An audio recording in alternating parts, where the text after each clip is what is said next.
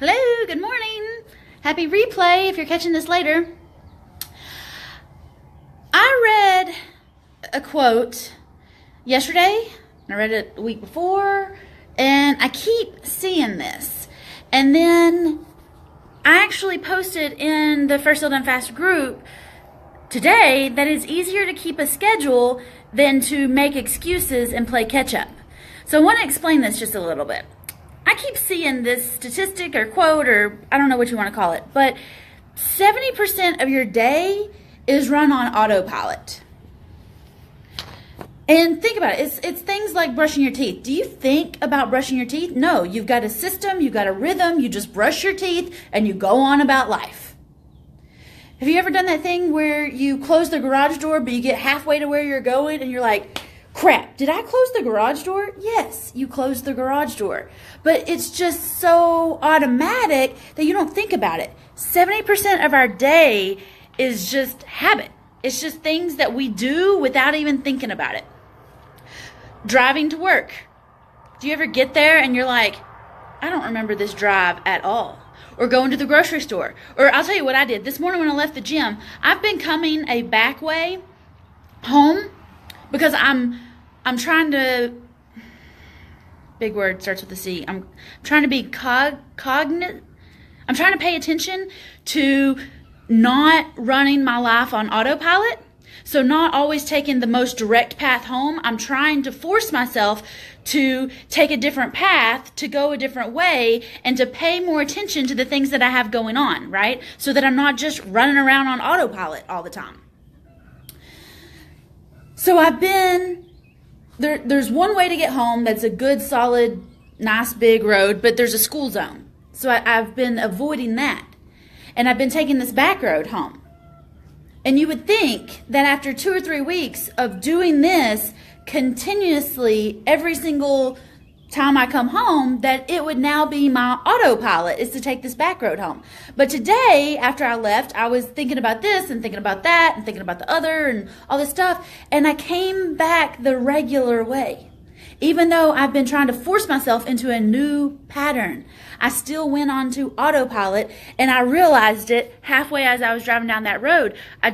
Not that I wasn't paying attention, but that I just kind of like occurred in my brain. I was like, crap, I'm still on autopilot. Even after I've been trying to force myself out of that autopilot and into another one, I still reverted back to what was comfortable, to what was safe, to what was making sense in my head.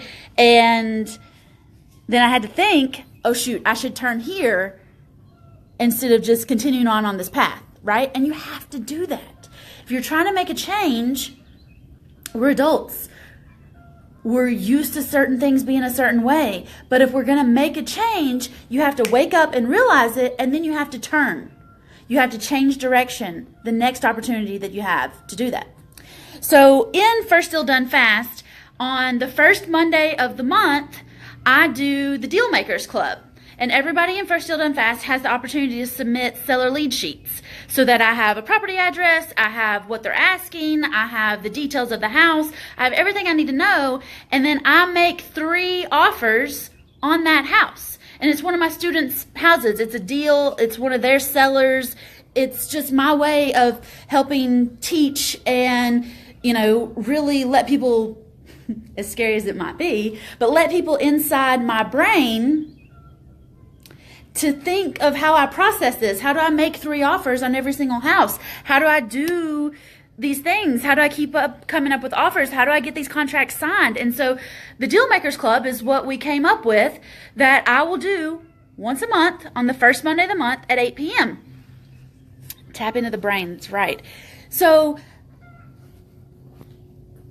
at first, and I do, for a week leading up to the Deal Makers Club, I remind them every single day, hey, next Monday is special. Hey, next Monday is special. Hey, I need your seller lead sheets. We're going to talk next Monday. And I build it up in the group so that I get seller lead sheets and I don't just end up with nothing. All right? But that's a pattern. I need them to send me their seller lead sheets once a month so that I can help them the following week, right?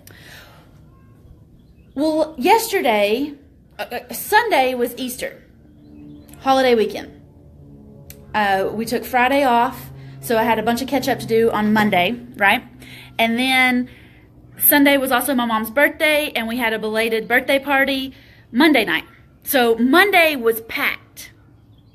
And I tried to say, hey, y'all, I'm not going to do the Deal Makers Club at 8. I'm going to do it sometime this afternoon because I got all these other things going on.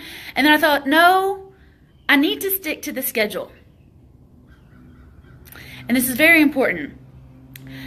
It was easier for me to stick to the schedule and let everybody know when I was going to be available to help them with their deals than it would have been to say, hey, let's postpone it till Tuesday, or to say, I'm going to catch up with y'all on Wednesday, or to say, I'm just going to do it sometime as soon as I get available this afternoon.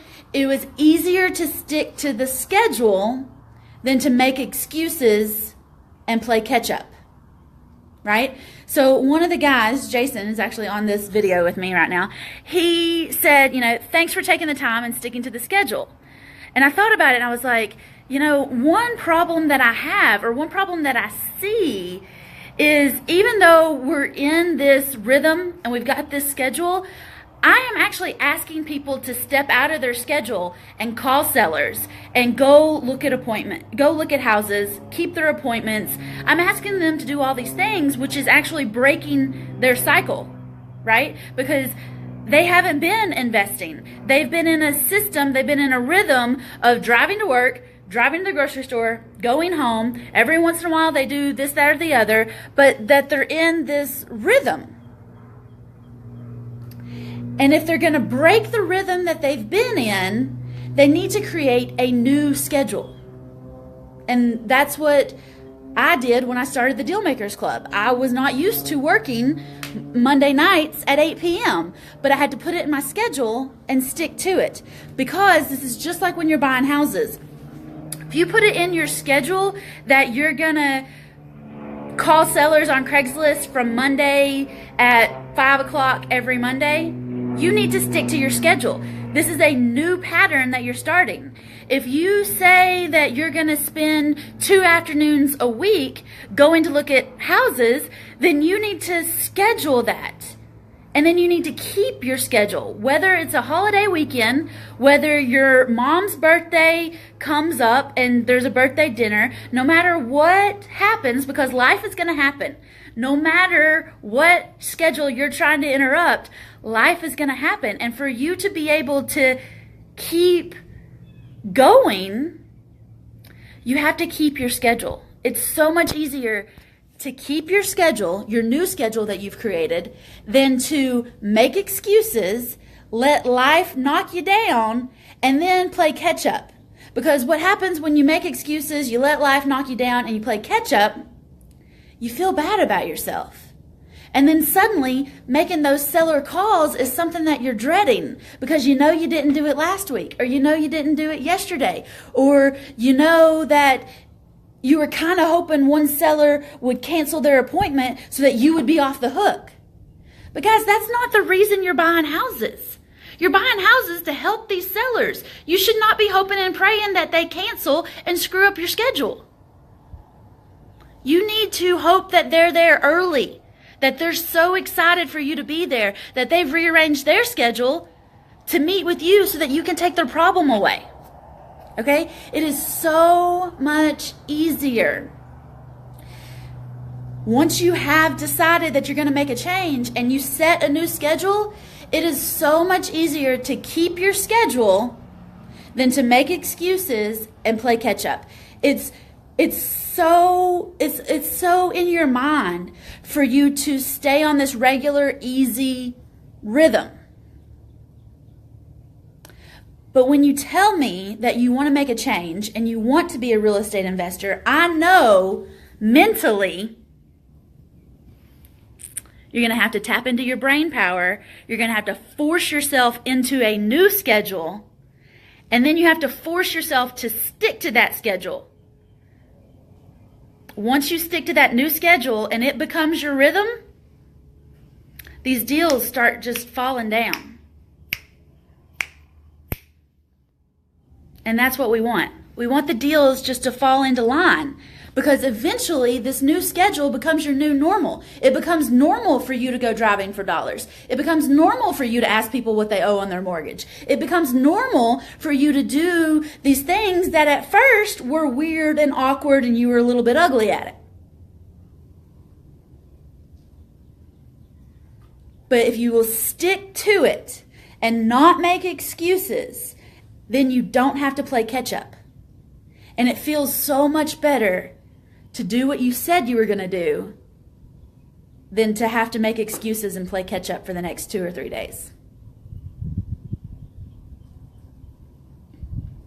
All right? So, stick to your schedule. If you're trying to create a new schedule, I understand it's tough for the first couple days, but you can do it. If you're trying to start a new schedule, one thing I like to do, this is a weird little trick. Who brushes their teeth with their right hand? If you're right-handed, you probably brush your teeth with your right hand. But if you're trying to force yourself into a new schedule, you're trying to set up a new schedule, you're trying to avoid playing catch up, you're going to honor your word and do what you say you're going to do, brush your teeth with the left hand. It opens up a different side of your brain. It forces you into something that's just weird and kind of awkward, but you're the only one in the bathroom that's going to see how weird and awkward it is anyway. But if you will keep doing it, if you will keep brushing your teeth with the wrong hand and you will keep this new schedule up, eventually you're going to be so far ahead of where you thought you could have been that that when you go back to your old schedule, if you do it for a day or two, you'll realize that you've outgrown it.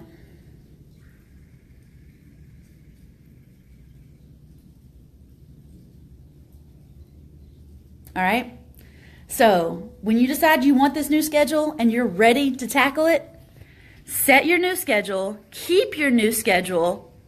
That way, you don't have to make excuses and you don't have to play catch up. Mentally, it feels so much better to do what you say you're going to do it when you say you're going to do it, even if you don't feel like it. Go ahead and get it done. That way you can move on to other things that are going to come up. Because life is going to happen. 100%, life is going to happen. It's going to try to knock you off schedule, especially when you're trying to create a new schedule. But it feels so much better to do what you said you're going to do and knock off that to-do list than to play catch up and feel bad about it because you made excuses. All right? Stick to your new schedule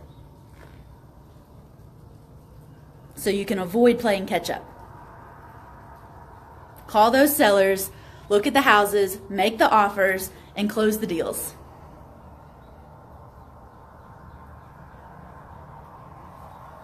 I'll talk to y'all later. Bye.